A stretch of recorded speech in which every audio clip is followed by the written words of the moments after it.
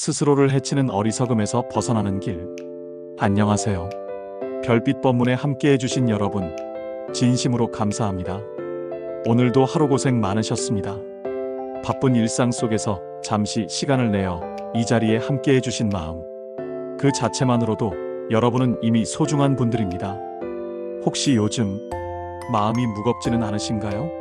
아무리 노력해도 풀리지 않는 문제들 때문에 잠이 오지 않는 밤들이 있으시죠? 때로는 내가 왜 이렇게 살고 있는지, 무엇을 위해 이토록 애쓰고 있는지 모르겠다는 생각이 드실 겁니다. 그리고 가장 힘든 것은 이런 마음의 무게를 혼자 짊어져야 한다고 느낄 때입니다. 가족에게도 친구에게도 털어놓기 어려운 속마음들. 그래서 더욱 외롭고 지치셨을 거예요. 하지만 여러분은 혼자가 아닙니다. 지금 이 순간에도 수많은 사람들이 비슷한 마음으로 살아가고 있습니다. 그리고 무엇보다 2600년 전 부처님께서도 우리와 같은 마음의 괴로움을 깊이 이해하고 계셨습니다. 혹시 내 말과 행동이 나를 더욱 힘들게 만든 적이 있나요? 가장 안전하고 따뜻해야 할 내 마음과 관계들이 어느 순간 내 손으로 차갑고 어두운 곳이 되어가고 있다면 오늘 이 시간이 여러분께 작은 위안과 큰 울림이 될 것입니다. 우리는 종종 이런 경험을 합니다. 가족 앞에서 화를 내고 나서 깊은 후회에 빠지죠. 술을 마시거나 폭식을 하며 건강을 해치면서도 멈추지 못합니다. 작은 거짓말이나 약속을 어기면서 소중한 사람들의 신뢰를 조금씩 잃어갑니다. 이런 순간들 속에서 우리는 묻게 됩니다. 왜 나는 스스로를 소중히 여기지 못할까요? 왜 내가 머물 곳, 내가 의지할 관계들을 내 손으로 망가뜨리는 걸까요? 왜 하루하루가 이토록 힘겨울까요? 이 모든 물음에 대한 답을 오늘 부처님의 자비로운 말씀을 통해 함께 찾아보겠습니다. 여러분의 마음이 조금이라도 가벼워질 수 있기를, 그리고 내일을 살아갈 작은 희망을 발견하실 수 있기를 간절히 바랍니다. 법구경에서 부처님께서는 이렇게 말씀하셨습니다. 어리석은 새는 자기의 둥지를 더럽힌다. 이 말씀은 단순히 새에 대한 이야기가 아닙니다. 자신이 의지할 곳, 자신이 안식해야 할 곳을 스스로 더럽히고 망가뜨리는 사람에 대한 깊은 가르침입니다. 부처님 시대에 한 수행자가 있었습니다. 그는 계율을 어기고 거친 말을 일삼으며 동료 수행자들과 갈등을 빚었습니다. 결국 그는 승가에서 쫓겨나게 되었죠. 이때 부처님께서 이 비유로 그의 어리석음을 일깨워 주셨습니다. 여기서 둥지는 무엇을 의미할까요? 우리의 가정, 우리의 마음, 소중한 인간관계, 그리고 우리가 발 딛고 선 사회적 기반을 뜻합니다. 이 모든 것이 우리의 둥지입니다. 그리고 더럽힌다는 것은 탐욕과 성냄, 그리고 어리석음으로 이 소중한 터전들을 스스로 훼손하는 것을 말합니다. 그렇다면 현대를 살아가는 우리는 어떤 방식으로 둥지를 더럽히고 있을까요? 개인적 차원에서 보면 우리는 자주 자신의 몸과 마음이라는 둥지를 함부로 대합니다. 늦은 밤까지 스마트폰을 들여다보며 수면을 해치고 스트레스를 핑계로 과음하거나 폭식합니다. 나는 안 돼, 나는 못해라는 자기 비하의 말로 스스로를 깎아내리죠. 어떤 이는 일중독에 빠져 몸과 마음을 혹사시키기도 합니다. 관계적 차원에서는 어떨까요? 가족들 앞에서 가장 편하다는 이유로 거친 말을 쏟아냅니다. 직장에서는 동료들을 향해 불평과 험담을 일삼으며 팀워크를 해칩니다. 친구들과의 약속은 쉽게 어기고 작은 거짓말들을 반복하며 신뢰라는 기반을 조금씩 허물어뜨립니다. 한 중년 남성의 이야기를 들어보겠습니다. 그는 20년간 성실하게 일하며 직장에서 인정받는 사람이었습니다. 하지만 승진에서 밀리자 술자리에서 상사 욕을 하고 업무에 불성실해졌습니다. 결국 회사를 그만두게 되었죠.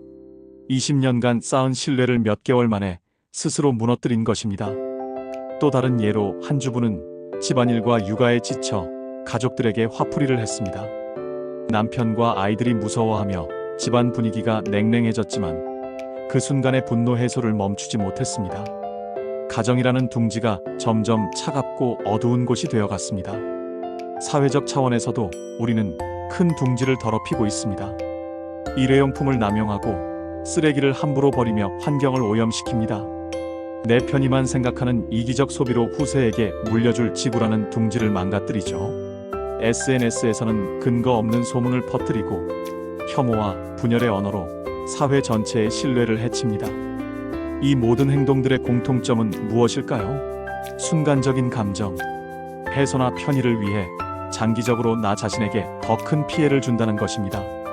그렇다면 왜 우리는 이토록 자기 파괴적인 행동을 반복할까요? 부처님께서는 모든 괴로움의 근원을 세 가지로 설명하셨습니다. 탐, 진, 치-탐욕과 성냄, 그리고 어리석음입니다. 탐욕은 끝없는 욕망입니다. 더 많이 가지려 하고 더 큰 쾌락을 추구하려 합니다. 건강을 해치는 음식도 과도한 소비도 순간적 만족을 위해 미래를 담보로 하는 모든 행동이 여기서 나옵니다. 성냄은 내 마음에 맞지 않는 상황에 대한 분노입니다. 화가 나면 주변 사람들에게 상처 주는 말을 하고 물건을 던지고 관계를 망가뜨립니다. 그 순간에는 분노가 해소된 것 같지만 결과적으로 나를 둘러싼 모든 것이 무너집니다. 어리석음이 가장 근본적인 문제입니다.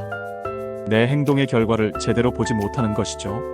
이렇게 하면 결국 나만 손해라는 것을 알면서도 그 연결고리를 깊이 이해하지 못합니다. 현대 심리학에서도 비슷한 설명을 합니다.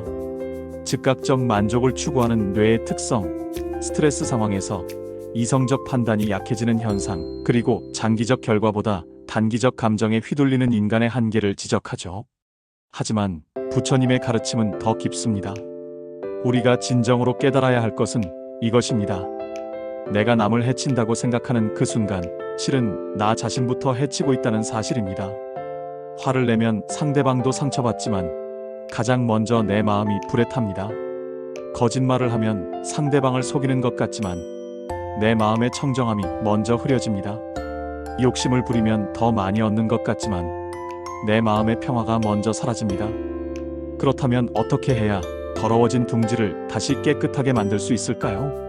첫째, 마음의 청정함부터 시작해야 합니다. 부처님께서 말씀하신 계율은 단순한 규칙이 아닙니다. 내 마음과 삶을 보호하는 울타리입니다. 거짓말하지 않기, 남의 것을 탐하지 않기, 해로운 말하지 않기. 이런 기본적인 약속들이 내 둥지를 지키는 첫걸음입니다. 올바른 말과 행동으로 한번 무너진 신뢰도 다시 쌓을 수 있습니다. 미안하다는 진심 어린 사과, 고맙다는 감사의 표현, 사랑한다는 따뜻한 인사. 이런 말들이 관계라는 둥지를 다시 따뜻하게 만듭니다. 둘째, 습관의 전환이 필요합니다. 부정적인 언어에서 벗어나 감사와 인정의 말로 바꿔보세요. 힘들다, 짜증난다, 안 된다 대신 감사하다, 괜찮다, 할 수 있다는 말을 의식적으로 사용하는 것입니다. 무심하게 하던 행동들을 배려와 주의 기품으로 바꿔보세요. 문을 닫을 때도 살짝, 걸을 때도 조용히, 말할 때도 부드럽게. 이런 작은 변화들이 내 주변을 평화롭게 만듭니다. 셋째, 마음 챙김 수행을 일상에 적용해보세요. 매일 조용한 시간을 내어 호흡 명상을 해보세요. 숨이 들어오고 나가는 것을 관찰하며 마음을 고요히 하는 것입니다. 10분이라도 좋습니다. 일상 속에서도 늘 깨어 있으려 노력하세요. 말하기 전에 잠깐 멈춰서 생각해보는 것입니다. 지금 하려는 이 말이, 이 행동이 내 둥지를 깨끗하게 하는가? 아니면 더럽히는가? 한 젊은 직장인의 변화 이야기를 들어보겠습니다. 그는 매일 아침 출근하기 전 5분간 명상을 시작했습니다. 그리고 화가 날 때마다 3번 심호흡하고 말하기로 했죠. 처음에는 힘들었지만 3개월 후 동료들이 요즘 많이 차분해졌다고 말했습니다. 가정에서도 아내와의 다툼이 줄어들었고 아이들이 아빠를 더 좋아하게 되었습니다. 이처럼 작은 수행들이 모여 큰 변화를 만듭니다. 이제 재미있고 깊은 깨달음을 주는 이야기들을 함께 들어보겠습니다. 먼저 부처님께서 들려주신 전생담 중 하나입니다. 아주 오랜 옛날 히말라야 깊은 산속에 금빛 깃털을 가진 아름다운 새 한 마리가 살았습니다. 이 새는 그 지역의 모든 새들에게 존경받는 왕이었습니다. 왕새는 높은 나무 꼭대기에 보석처럼 반짝이는 둥지를 만들어 살았죠. 그런데 이 새에게는 한 가지 나쁜 버릇이 있었습니다. 기분이 나쁘거나 화가 날 때마다 자신의 둥지에 배설을 하는 것이었습니다. 내 둥지인데 내 마음대로 해도 되지 않나? 라고 생각했던 거죠. 처음에는 한 번쯤이야 괜찮겠지 했습니다.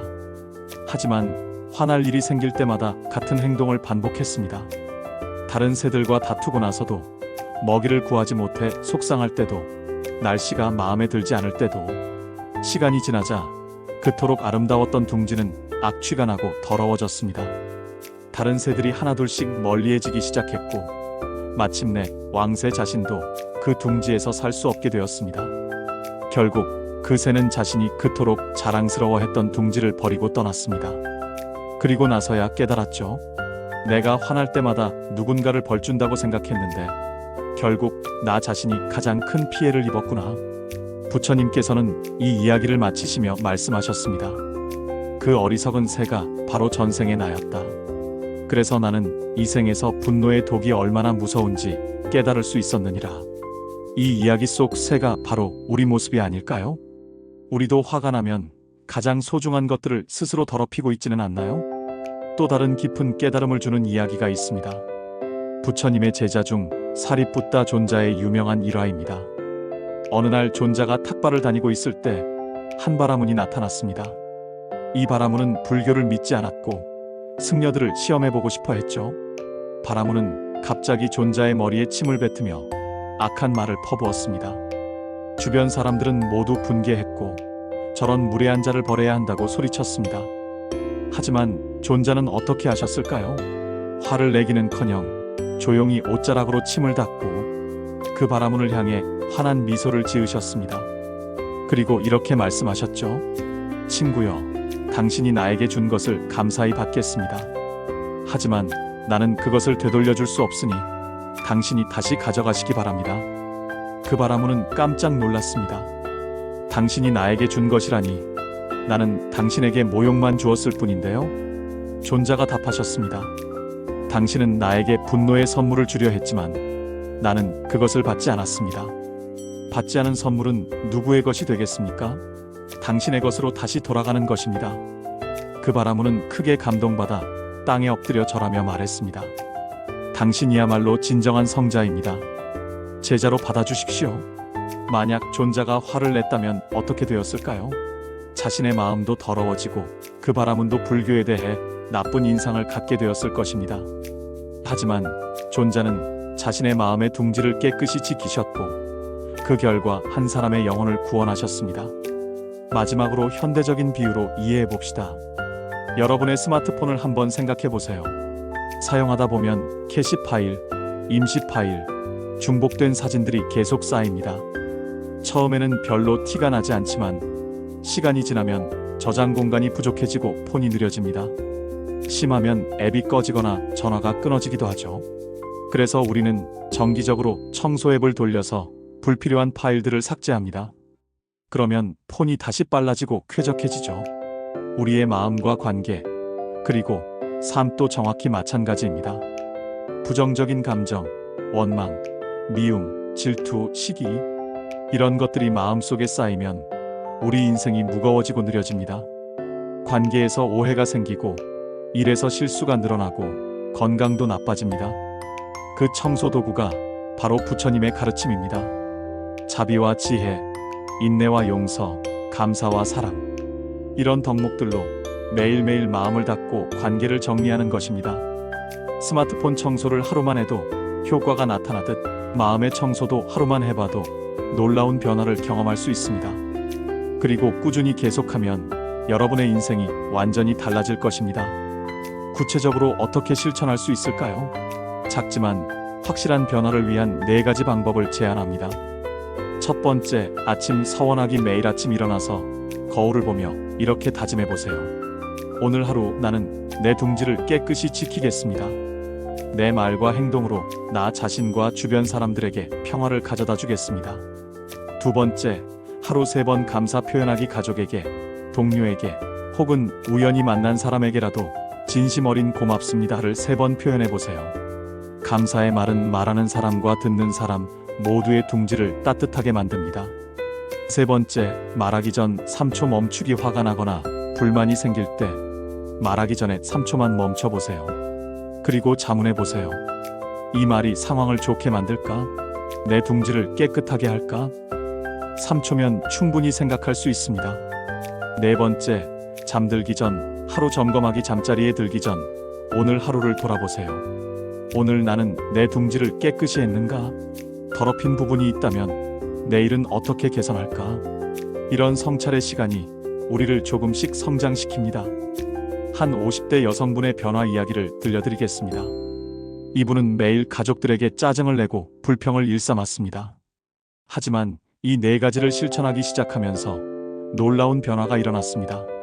한 달 후 남편이 요즘 집이 참 평화롭다고 말했고 자녀들도 엄마가 많이 부드러워졌다고 했습니다. 무엇보다 본인이 가장 행복해졌다고 합니다. 자신의 둥지를 지키니 모든 가족이 그 둥지에서 편안함을 느끼게 된 것입니다. 이 작은 실천들이 여러분의 삶에도 큰 변화를 가져다 줄 것입니다. 오늘 본문을 정리하며 이 말씀을 다시 한번 새겨보겠습니다. 어리석은 새는 자기의 둥지를 더럽힌다. 둥지를 더럽히는 것은 남이 아니라 나 자신을 해치는 길입니다. 순간의 감정이나 욕망에 휘둘려 소중한 것들을 잃어서는 안 됩니다. 오늘부터는 내 마음과 관계, 그리고 삶의 터전을 청정히 지켜갑시다. 작은 실천 하나하나가 모여 아름답고 평화로운 둥지를 만들어갈 것입니다. 마지막으로 여러분께 질문드립니다. 오늘 하루 내가 지켜야 할 둥지는 무엇인가요? 그리고 그 둥지를 어떻게 더 아름답게 가꿔갈 건가요? 이 질문에 대한 답을 댓글로 나눠주시면 좋겠습니다. 서로의 경험과 다짐을 들으며 함께 성장해가는 것, 그것이야말로 진정한 수행 공동체의 모습입니다. 부처님의 지혜가 여러분의 일상에 깊이 스며들기를 발언합니다. 모든 존재가 행복하고 평화로우시길, 모든 존재가 아름다운 둥지에서 안락하게 지내시길 간절히 기원합니다. 고맙습니다. 다음 별빛 법문에서 또 만나 뵙겠습니다.